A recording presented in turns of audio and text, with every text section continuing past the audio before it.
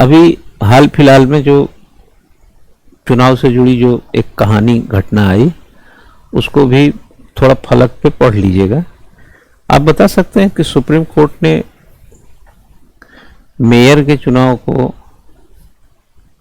किस आर्टिकल के तहत दूसरे को मेयर बना दिया? कहां से उसको पावर मिली? रिटर्निंग ऑफिसर ने जो फैसला लिया था उसको रद्दोबदल करते हुए दूसरों को बना दिया, तो सुप्रीम कोर्ट को भी तो पावर मिलती है ना।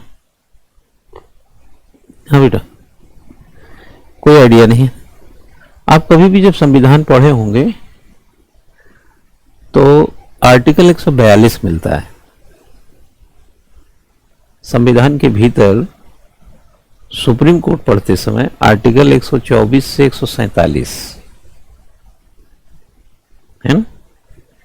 ये इलेक्शन की बात है, इलेक्शन का चैप्टर चल रहा है, तो इसमें सुप्रीम कोर्ट इन्वॉल्व हो गया। सुप्रीम कोर्ट क्यों इन्वॉल्व हो गया? क्योंकि आपने लोकतंत्र की हत्या की।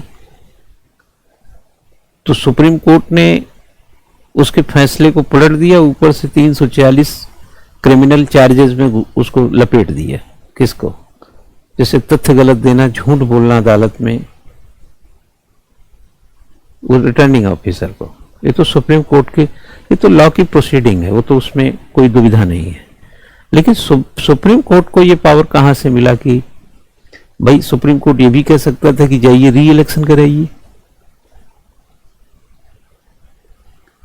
लेकिन सुप्रीम कोर्ट की एक संवैधानिक जिम्मेदारी है। Supreme court is a guardian of constitution. और इस देश में लोकतंत्र क्या है? एक फंडामेंटल स्ट्रक्चर ऑफ सम, इसी पे तो व्यवस्था हमारी टिकी है। और कोई व्यक्ति आए और लोकतंत्र को लपसी बना दे तो सुप्रीम कोर्ट अपना सोंटा निकाल लेगा। और वो सोंटा है आर्टिकल 142। सोंटा समझते हैं कि नहीं? डंडा, लाठी, जो भी समझिए आप उसको, वो है आर्टिकल 142।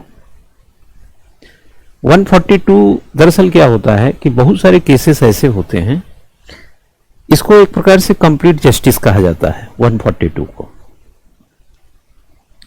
इट मीन्स संपूर्ण न्याय। कभी कभी कुछ मामलों में यह बताना बड़ा मुश्किल होता है ना, कि यह किस नेचर का केस है। जैसे इस केस में, चंडीगढ़ मेयर के केस में, यह समझना कि इसको री इलेक्शन में डाल दिया जाए, रिकाउंटिंग में डाल दिया जाए, या इसको दूसरे को मेयर बना दिया जाए, एक कई तरह के क्वेश्चंस आ गए। लेकिन सबसे बड़ा क्वेश्चन यह है कि लोकतंत्र को कैसे मजबूत किया जाए। क्योंकि देश में किसी व्यक्ति को बचाने के लिए देश को नहीं डुबा सकते ना हम। डेमोक्रेसी को कैसे हम स्टैंड करें, कैसे स्ट्रांग करें। अगर री इलेक्शन कराते हैं तो इलेक्शन तो हुआ था, रिकाउंटिंग कराते हैं तो रिकाउंटिंग की बात तो आ ही रही होगी। भाई 20 वाला हार गया तो चिल्लाया ही होगा, फिर से गिनो। ये सब भी नहीं हुआ, और साफ साफ एविडेंस में दिख रहा है कि कुछ गड़बड़ियां हुई हैं। तो किस आधार पर हम लोकतंत्र को बचा पाएंगे? एक ही आधार है, जिसका वोट ज्यादा है उसको घोषित कर दो कि ये चुनाव जीत गया।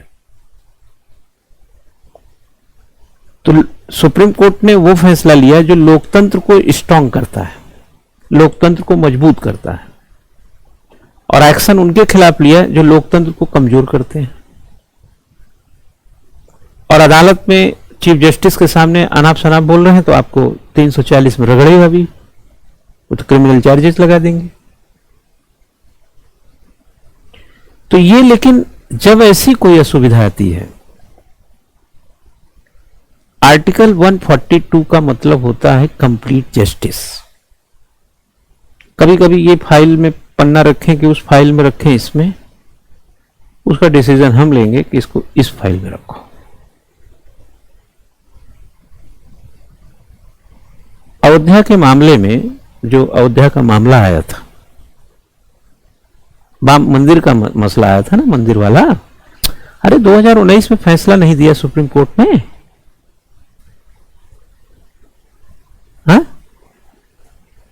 तो उस फैसले में क्या था, सुप्रीम कोर्ट का फैसला भी आर्टिकल 142 में ही था। जो मूल जमीन थी वो राम मंदिर को दे दिया गया और 5 एकड़ जमीन मस्जिद के लिए अलग से दे दिया गया। That is a complete justice. भाई जब मस्जिद नहीं था वहां, तो फिर मस्जिद के लिए जमीन देने का क्या मतलब?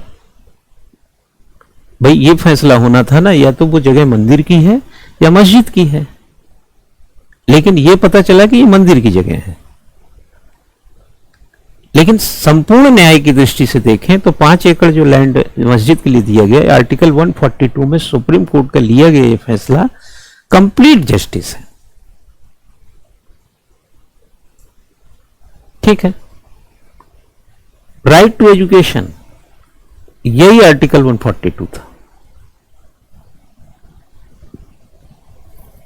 तो समझे ना, ऐसे बहुत सारे मौके हैं जहां सुप्रीम कोर्ट फैसला लेता है ऐसा।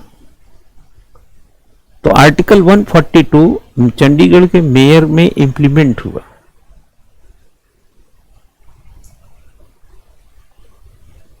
सुप्रीम कोर्ट के सामने 2-3 डिसीजन हो सकते थे, रिकाउंटिंग के हो सकते थे, री इलेक्शन के हो सकते थे, और दूसरे वाले को मेयर बनाने के हो सकते थे। इसलिए कहा जाता है जब कोई फैसला बिल्कुल ऐसा इधर उधर हो तो आर्टिकल 142 में सुप्रीम कोर्ट अपनी पावर का इस्तेमाल करता है। तो वही 142 का इसमें इस्तेमाल किया। तो कुछ केसेस जैसे एग्जाम्पल में हमने दिए, उसी तरीके से कुछ केसेस में ये समय समय पर होते रहे। आपने देखा होगा कि जो कैदी जेल में थे और उनका ट्रायल चल रहा है, लेकिन आधी सजा काट चुके हैं, तो सुप्रीम कोर्ट ने कहा उनको रिहा कर दीजिए। यह भी आर्टिकल 142 में था। बहुत सारे फैसले सुप्रीम कोर्ट कंप्लीट जस्टिस, इसी को बोलते हैं कंप्लीट जस्टिस। तो चंडीगढ़ के मेयर का जो मसला था वह क्या था? कंप्लीट जस्टिस, जिसमें बिल्कुल क्लियर कट है। भाई आप सिंपली क्या बचा रहे थे? आप लोकतंत्र बचा रहे थे। आपसे नहीं बचा, हमने बचा लिया। और तुमने से बचा क्यों नहीं? क्योंकि तुम नुकसान कर रहे तो चलो तुम केस झेलो। ठीक है। तो चुनाव के सामने चुनौतियां आई कि नहीं आई? आप बताइए। Good morning.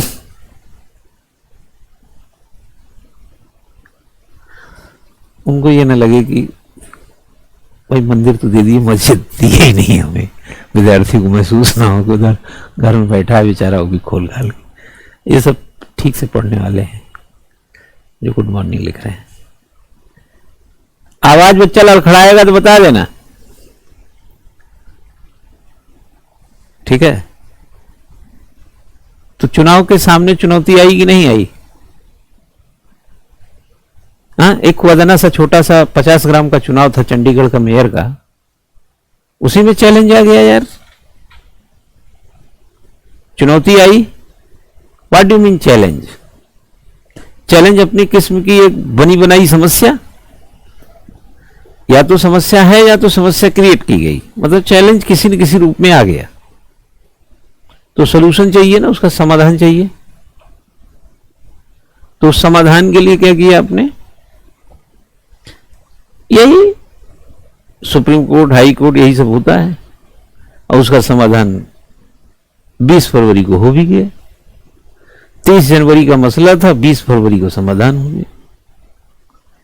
तो चुनाव में चुनौतियां आती हैं।